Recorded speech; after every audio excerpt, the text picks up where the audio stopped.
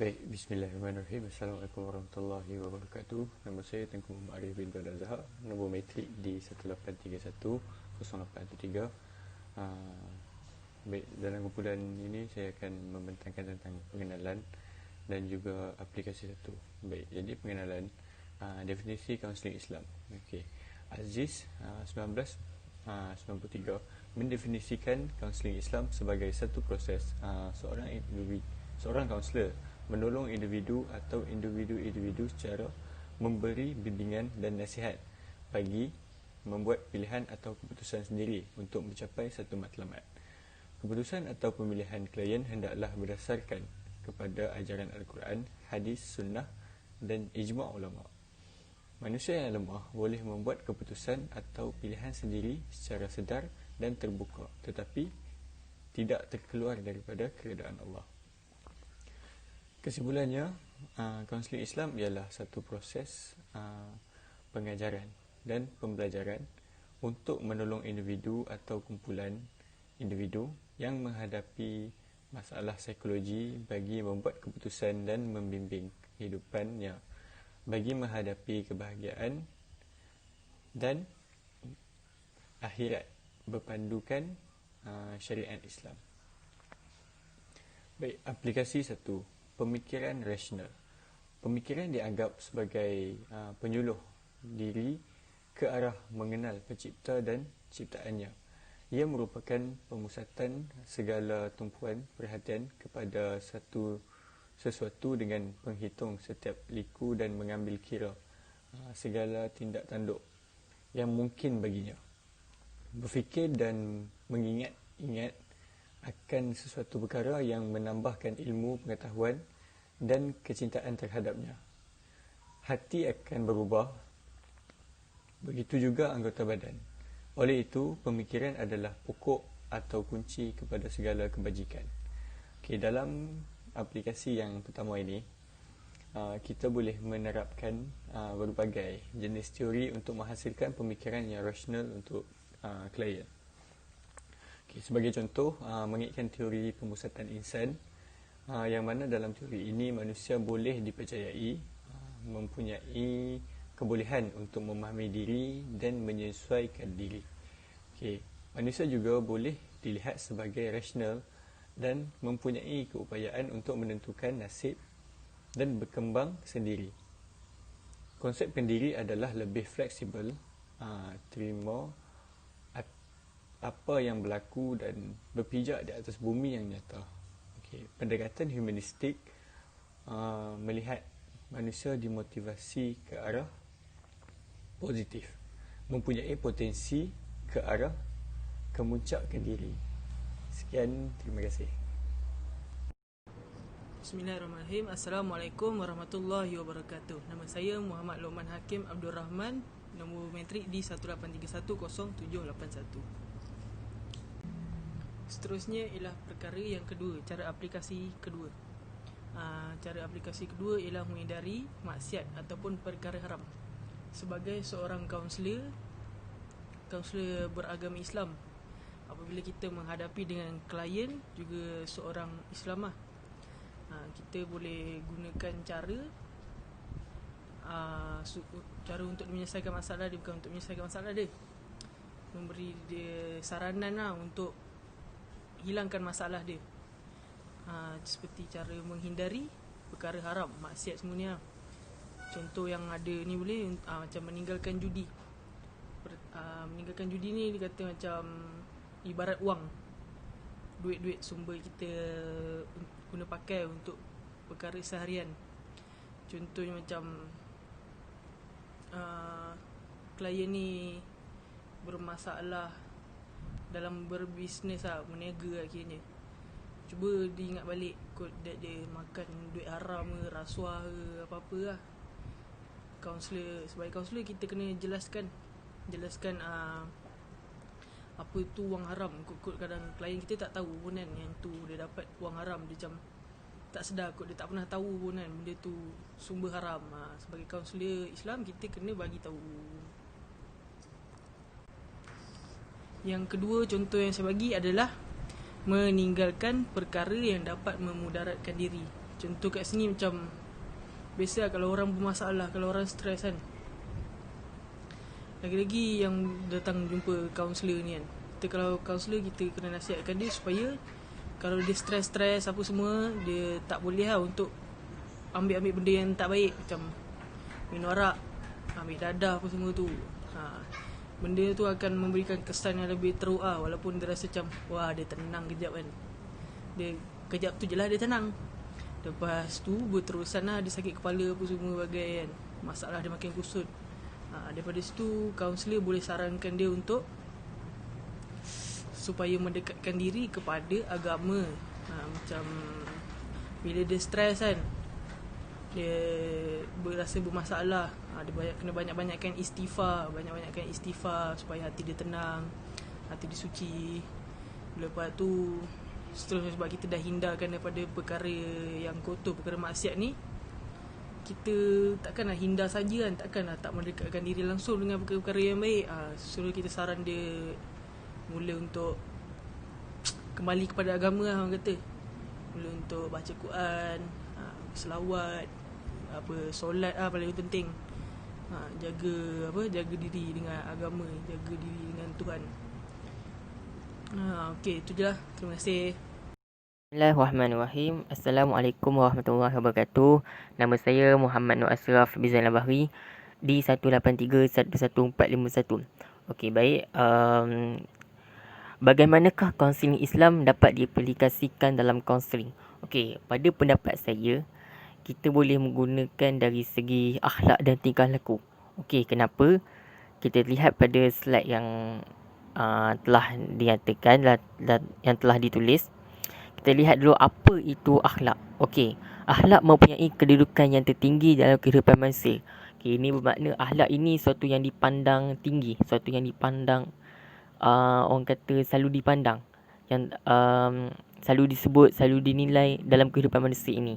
Okey, kenapa? Why? Sebabnya akhlak merupakan asas kepada kebangkitan dan kemuliaan Nabi Muhammad SAW. Okey, seperti mana yang kita tahu, dalam ada sebuah hadis yang menyatakan sesungguhnya aku telah diutuskan untuk membentuk akhlak. Okey, maknanya kat sini kita dapat lihat yang Nabi Muhammad SAW itu rasul kita, Rasulullah, diutuskan adalah untuk membentuk akhlak manusia ini. Mengutus sebagai rasul ini suatu yang besar. Maknanya bukanlah sengaja Allah ingin mengutuskan rasul, tapi ada sebabnya, ada kenapa, ada bendanya, ada hikmah dia, ada orang kata membawa kepada kemajuan. Jadi bayangkan Nabi Muhammad ni diutuskan untuk membentuk akhlak. Maknanya akhlak itu juga merupakan sesuatu yang besar. Okey. Ke arah kepada kehidupan yang lebih bertamadun. Okey, bertamadun ni kita tahulah dia lengkap. Kalau kita belajar dulu sejarah, dia ada ciri-ciri tamadun tu. Maknanya dia sebuah orang kata sebuah macam, dia bukan organisasi dia, tapi dia macam kata apa, tamadun dia macam masyarakat yang kuat. Okey. Selain itu, melalui akhlak juga dapat meningkatkan gaya hidup seorang manusia melalui tingkah laku yang sopan, di samping dapat mengangkat darjat kemuliaan seorang manusia. Okey, akhlak ni dia dapat meningkatkan gaya hidup seorang manusia. Okey, melalui tingkah laku yang sopan, di samping mengangkat darjat kemuliaan. Okey, nak kata dalam tingkah laku tu ada akhlak. Maknanya akhlak ni merangkumi semua. Dia dapat meningkatkan gaya hidup seorang manusia. Akhlak ni kan dipandang kedudukan yang tinggi, jadi semestinya dia bawa kepada kebaikan. Jadi kebaikan yang dibawa dia ni meningkatkan gaya hidup seorang manusia. Dia menjadikan daripada seorang itu mungkin negatif kepada positif, kepada yang tidak boleh diterima masyarakat kepada yang boleh diterima, kerana akhlak tu. Dalam akhlak tu terkandung tingkah laku yang sopan. Okey, selain itu ia juga dapat mengangkat darjat kemuliaan seorang, kerana perbuatan yang baik sudah semestinya disukai oleh Allah. Okey. Apakah yang dimaksudkan dengan akhlak? Akhlak pada hakikatnya merujuk kepada perkataan seperti sifat semula jadi, tabiat, adat, kebiasaan, marah dan gaya hidup seseorang atau sekumpulan manusia. Ini apa yang dirangkumkan, apa yang terkandung dalam akhlak tu. Maknanya akhlak tu meluas daripada pelbagai aspek untuk membentuk gaya hidup yang positif.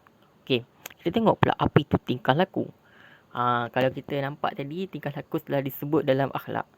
Jadi sedikit kita dah nampak bayangan yang kedua-duanya mempunyai kaitan, mempunyai hubungan, mempunyai persamaan. Okay. Akhlak tu dari sudut kaunseling Islam yang mana kaunseling Islam menekankan tentang akhlak. Tingkah laku ni dari sudut kaunseling yang kita belajar lah. Kita tengok dulu apa maksud kaunseling, apa itu kaunseling. Apa itu tingkah laku, maaf ya. Tingkah laku manusia dapat bersifat biasa, luar biasa, boleh diterima atau tidak boleh diterima. Okey, ni saya dah pernah sebut tadi. Kiranya tingkah laku ni dia sesuatu yang boleh dikatakan subjektif. Okey. Ada masa ianya boleh diterima, ada masa ianya tidak boleh diterima, ada masa ianya positif, ada masa ianya negatif, ada masa ianya membawa kebaikan, ada masa ianya membawa keburukan. Okey, manusia menilai kebolehterimaan sesuatu tingkah laku berdasarkan norma sosial untuk mengawali menerusi kawalan sosial. Okey, ini macam saya kata tadi. Kini ada masa ini boleh diterima. Okey, macam mana dia yang boleh diterima sebagai satu penerimaan kepada masyarakat? Ini berdasarkan norma sosial. Okey, jadi kita tahu kalau perbuatan yang baik itu sudah pastinya diterima, tingkah laku yang baik. Okey, ianya menjadi satu binaan yang penting dalam bidang psikologi awal abad ke-20 dengan pengenalan paradigma yang kemudian dikenali sebagai behaviorism. Okey, ini dia punya pendidikan yang telah diasas pada awal abad ke-20. Ini lebih kepada, maknanya dia dah masuk ke bidang psikologi. Okey, nak kata dekat sini, kaunseling Islam menekankan akhlak, kaunseling menekankan tingkah laku. Kedua-dua yang bersamaan. Tapi mungkin tingkah laku yang diterapkan dalam kaunseling tak, orang kata macam tak sempurna, tak memenuhi, ataupun kata tak cukup hebat seperti akhlak yang telah diterapkan dalam kaunseling Islam. Okey, saya bagi contoh. Akhlak ni kita tahu benda yang baik, benda yang berpahala, benda yang memang sudah pasti disukai Allah. Maknanya kalau kita sebagai orang Islam, kita pandang memang satu yang mulia. Tapi tingkah laku ni dia boleh jadi, walaupun benda tu buruk, tapi boleh jadi benda tu diterima. Okey, contohnya ataupun dia lebih kepada etika lah, etika moral. Contohnya kalau kita dekat Malaysia ni, kalau kita peluk orang yang perempuan, sudah pastinya bersalah. Dan lagi kalau dari sudut Islam berdosa. Tapi ada negara luar, saya minta maaf, saya lupa negara apa, kalau memeluk tu bila berjumpa adalah satu kebiasaan adat. Malah kalau tak buat ingin jadi salah. Jadi nak kata kat sini, tingkah laku tu dia boleh berubah, tapi bagus. Jadi kita nak bila diaplikasikan akhlak ke dalam tingkah laku, ke dalam kaunseling ni, jadi dia boleh, nak katakan tingkah laku tu menjadi sesuatu yang betul-betul the real of yang baik lah. Okey, tu yang kita boleh tengok dari maksudnya daripada apa itu akhlak dan tingkah laku. Okey, kita boleh juga tengok yang tingkah laku ni ditekankan dalam teori reality yang menekankan tentang tingkah laku.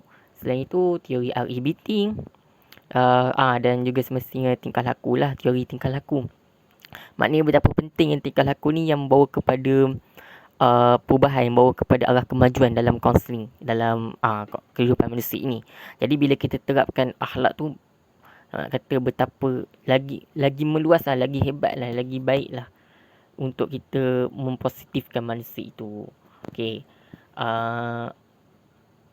Selain itu, tingkah laku juga ada disebut, ada ditekankan dalam baru-baru ini. Kita baru lepas belajar etika kaunseling, khusus etika kaunseling, yang mana ada satu tajuk tu, kaunselor berkesan. Jadi nak kata antara salah satunya, kita kena menjaga kita punya perilaku, tingkah laku lah. Jadi tingkah laku yang baik akan bawa kepada image yang baik dalam kaunselor ni, dalam kaunseling ni. Jadi kalau dimasukkan akhlak, maka ianya nampak memang lagi baik lah. Okey. Jadi sekian itu saja daripada saya.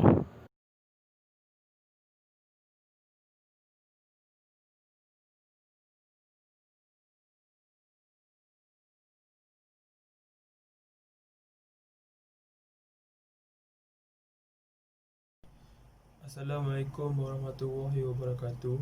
Nama saya Syed Muhammad Afiq bin Syed Amiruddin. Nombor matrik saya di 183 10796. Hari ini saya akan membentangkan tajuk yang diberi, iaitu bagaimana kaunseling Islam dapat diaplikasikan dalam kaunseling. Okey.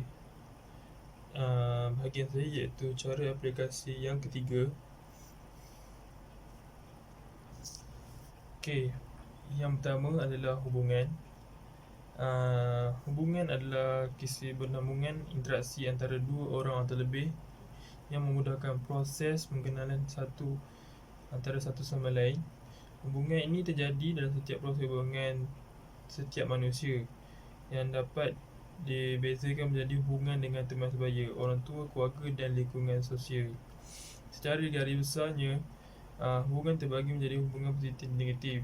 Hubungan positif terjadi apabila kedua pihak berinteraksi dengan saling diuntungkan satu sama lain dan ditandai dengan adanya terjadi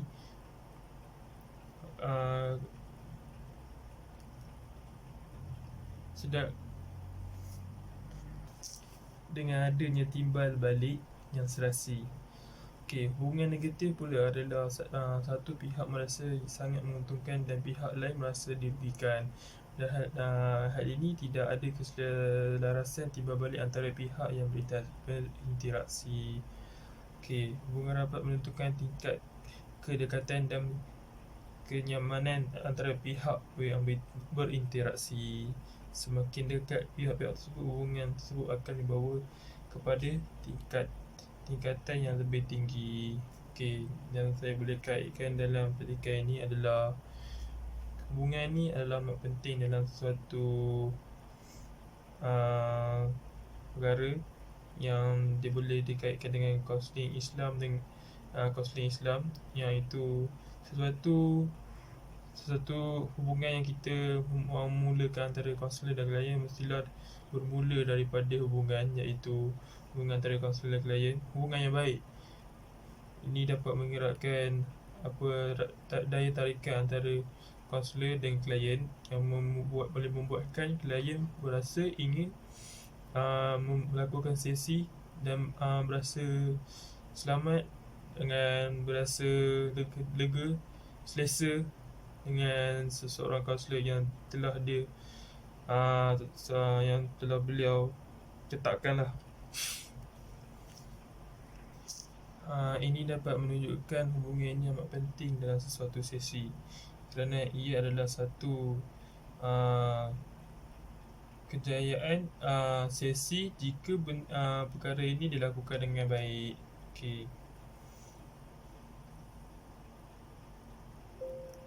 Okey.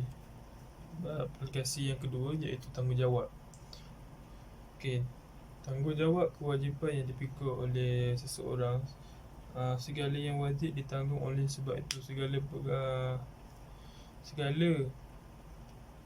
contoh yang saya dapat beri adalah seorang pegawai polis yang teramat berat tanggungjawabnya atas mempunyai tanggungjawab terhadap memikul tanggungjawab, kewajipan dan segalanya, kerana ia menanggung kepada rakyat dan masyarakat yang dalam kesusahan yang dapat membantu antara satu sama lain lah. Ia adalah memberi jawapan dan menanggung segala akibat yang mengeluarkan kata-kata yang tidak dapat dipertanggungjawab kepada pemikul tanggungjawab. Seterusnya adalah contoh tanggungjawab yang saya boleh berikan adalah tanggungjawab kepada pendidikan anak, perintah kepada Tuhan dan tanggungjawab kepada masyarakat, serta tanggungjawab kepada agama. Ini tanggungjawab setiap individu membuat kebijakan, bertanggungjawab, berihal bertanggungjawab sesuatu yang dipertanggungjawabkan yang kita telah sampai kepada tentang pendapat kita, penanggungjawab orang yang bertanggungjawab. Yang saya boleh kaitkan dalam tanggungjawab ni adalah seseorang kaunselor itu mempunyai tanggungjawab yang besar dalam menyelesaikan satu masalah dan membantu klien dalam menyelesaikan masalah dia. Tanggungjawab ni amat penting kerana ia adalah hala tuju masa depan klien, kerana pentingnya klien datang ke sesi adalah satu cara untuk membantu klien pada menghidupkan balik semangat baru dan dimotivasi oleh kaunselor kepada klien. Dan tanggungjawab ni amat penting kerana semua orang mempunyai tanggungjawab masing-masing kerana ingin meneruskan hidup yang lebih baik yang telah ditetapkan oleh Allah Subhanahu Wa Taala.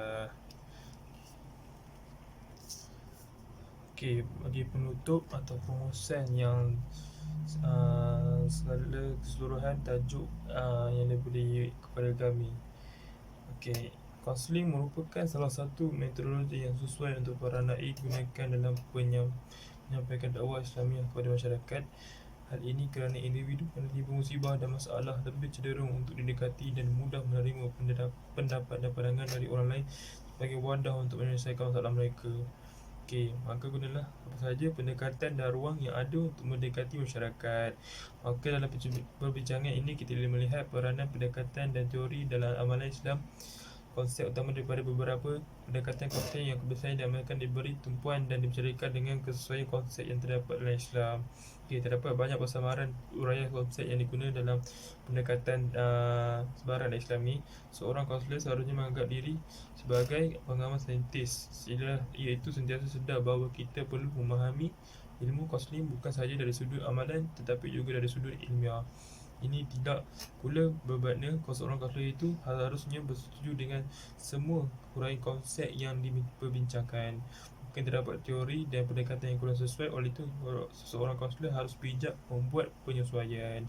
Okey, yang saya boleh huraikan dalam petikan ini adalah seorang kaunselor itu mestilah bijak dengan menggunakan cara beliau untuk menyelesaikan dan membantu seorang masalah klien dan tidak terburu-buru dalam menyelesaikan masalah klien itu, dan ia kena mengikut turutan yang dari bawah hinggalah ke akhirnya supaya jalan untuk membantu klien itu dapat diselesaikan dengan baik dan klien akan berterusan mengikut apa yang dilakukan oleh kaunselor untuk mengubah diri beliau untuk menjadi yang lebih baik, bukan dengan mengulangi kesilapan yang telah dilakukan oleh klien itu sendiri. Okay. Sekian sahaja daripada saya. Terima kasih.